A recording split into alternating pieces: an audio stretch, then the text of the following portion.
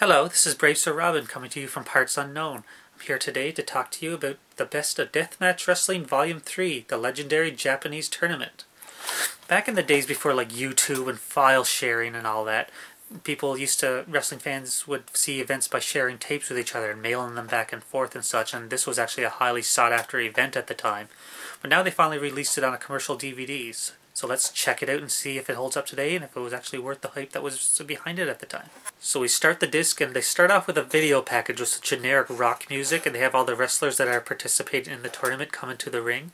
We actually have Leatherface coming in through the crowd swinging a chainsaw around. Hope it's not a real chainsaw. I hope the people running this event would have more sense than that, but I wouldn't be surprised if they didn't either. And then right away, we have Terry Funk coming to the ring riding a horse with his cowboy hat on and a poncho. So right there, any chance of taking this event seriously, that's gone. And then you follow that with Cactus Jack coming to the ring with a cross that's wrapped in barbed wire on his back. And then a limo comes to the ring that has NWA champion Dan Severn coming to the ring, holding both his NWA title belt and the UFC belt that he was holding at the time too. Even Severn's just got this "what the hell am I doing here" look on his face. So that tells you the treat that we're in for tonight. So the first match of the tournament, we have Tiger Jeet Singh versus Mr. Ganosuke. The match starts off with Jeet Singh attacking the referee, Gypsy Joe, and then attacks his opponent with a sword. I mean, it's supposed to be a regular chain match where they're strapped together with barbed wire boards around the ring, but that's not enough. They had to bring a sword into the ring. Yeah, he's only hitting him with the handle, but that's kind of crazy. And so then they end up brawling outside, and Jeet Singh's just nailing him with everything he can find. It's pointed out that there's multiple rings around the arena so that when they do brawl outside, they can just go to another ring at any time they want to. I guess for all the different matches that are going on, it just seems like a strange way to do this. Jeet Singh completely dominates until he finally gets his opponent in like a front choke, almost like Mingan's talking death grip, but it just looks like a choke. And he lays him onto the barbed wire board, and then the match just ends. I don't even think there was a pin. And the whole chain match, at no point in the match are they even chained together. There's points where Jeet Singh is choking his opponent, but that's it. So right off the bat, this is in for a crazy night here now. Now we cut to a backstage promo with Terry Funk, and he's talking about the King of the Deathmatch tournament. He talks about how there can only be one king of a country, and there can only be one king of the Deathmatch, and how he wants that to be him. Then we cut to a Leatherface promo where he's talking about how much of a legend Terry Funk is, and while he does respect him, he will try to beat him.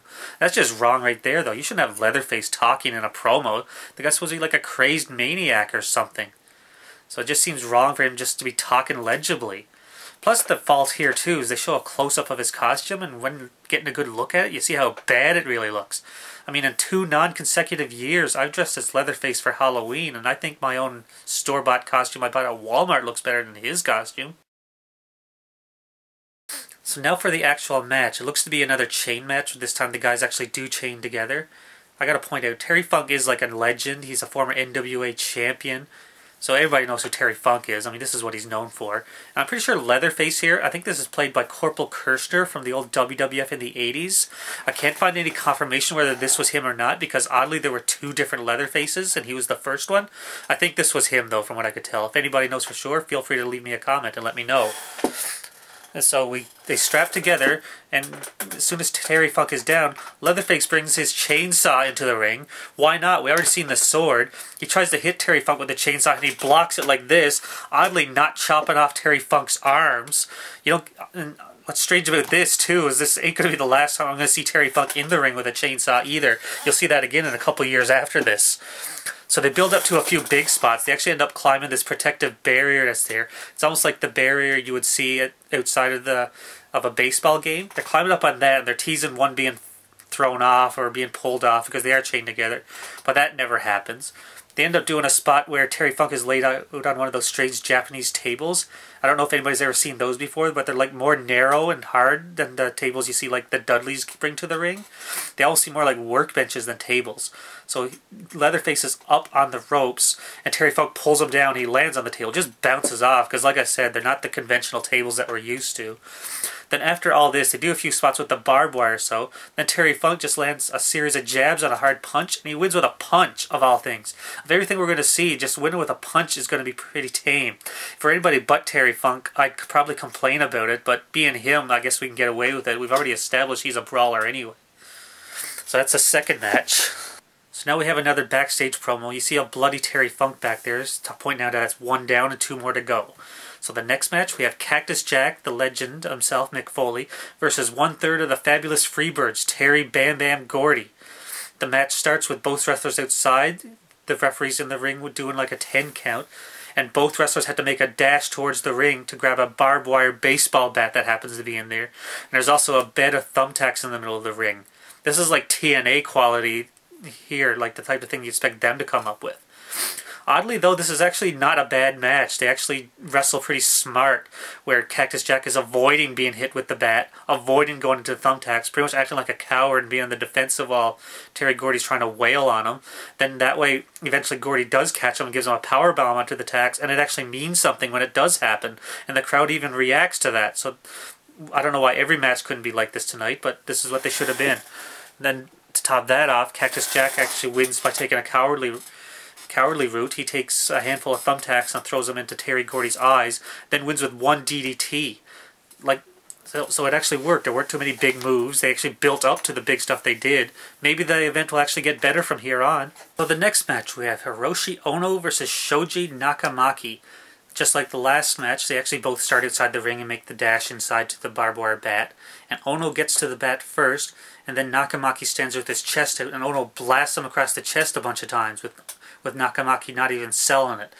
Then the bat is ended to Nakamaki, who then does the same thing to Ono, blasting him in the chest a bunch of times, and then neither one goes down or anything. Remember what I said last match about Terry Gordy and Mick Foley making the match mean more, making the big spots mean something? Well, that's out the window now. These guys just brawl and no-sell and do big moves to each other left and right, and it doesn't mean a damn thing. And to top it off, both guys are wearing blue jeans, white t-shirts, and basically have the same haircut. The commentators even had to point out the real only difference is one guy has tape on his hands, and the other guy, one has black boots, one has white boots. I guess one's a heel, one's a face. But either way, this is old video footage, so you can't really tell. And as they're brawling through the crowd, you're not going to be paying attention to their boots. So they just keep going. They're doing stuff to each other. Eventually, it takes like a full Nelson slam into the thumbtacks to put Ono away. Terry Gordy goes down to 1 DDT, and these guys beat the shit out of each other and don't mean a damn thing. I mean, I know that doesn't make Terry Gordy a wimp or nothing. It's just, this is what I don't like about hardcore wrestling. This is the fault that it comes to. Like, one match you see 2 guys hit each other with chairs and they're just taking it. Then in the main event, you see somebody get hit with a chair once and go down. It just looks silly. It doesn't work. So now that round 1 is over, we have a few non-tournament matches to fill some time. The first one, we have Flying Kid Ichihara versus Takashi Okano. Hopefully I pronounced that right. I hope I don't offend anybody by mispronouncing any of the Japanese names. This match was really edited, whereas at some points you'll see one guy in control, then it'll edit, and then another guy will be in control. So I'm sure the original footage doesn't exist anymore, so this is the best they had to work with. It's not a bad match, but it's not really memorable either. We're watching an event tonight where we're seeing like chains and thumbtacks and swords and chainsaws in the ring. So one regular cruiserweight match isn't really going to stand out. Okano wins by reversing a Frankensteiner into a pin and actually wins the WWA Light Heavyweight title. I can't find any mention of this title being prestigious or anything, so whatever that means. So now we have another non-tournament match as we have Iceman versus Kamikaze. It's another match that's really heavily edited in really strange ways. It seems like every time one of them does a dive to the outside, they edit to put them back in the ring, which is strange. I guess nothing interesting happens while they're out there. The commentators just talk around it, showing that the commentary was added after the fact. I wasn't into tape trading back in the day, so I don't really know if there was any original commentary, but one of the new commentators is Dave Prazak, who does commentary for Ring of Honor, and one of the founders for Shimmer Women's Athletes. 2 things I'd probably rather be watching right now, to be honest. This time, Iceman wins. He reverses a German suplex attempt into a bridge, and he gets the pin himself. So up next is more tournament action.